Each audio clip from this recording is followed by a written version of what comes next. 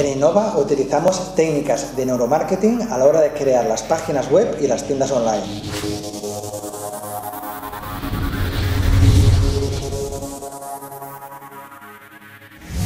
¿Qué es un área de percepción?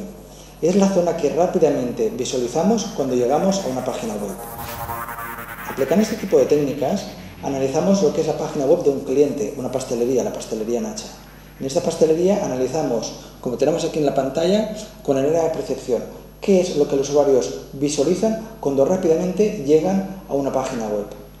Entonces observamos que la visualización es incorrecta. ¿Por qué? Porque es una visualización caótica, en la cual destaca lo que es las palabras de tradición, calidad, y no nos acaba de transmitir el mensaje correcto.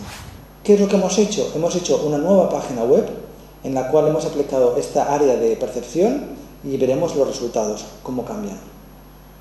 Observamos que ahora mismo es totalmente correcta la área de percepción. Cuando un usuario llega por primera vez a la página web, observamos cuál es la zona que visualiza. Pues visualiza pastelería y bombonería, visualiza también lo que es el producto, los bombones, y también el apartado de pasteles a medida. De esta forma, visualmente transmitimos al cliente que está en la página web correcta, ya que ve los bombones, ve el pastel y ve pastelería y bombonería. O sea, hemos incrementado un 40% más de tiempo que los usuarios disfrutan más navegando y visitando más productos, más páginas en su página web.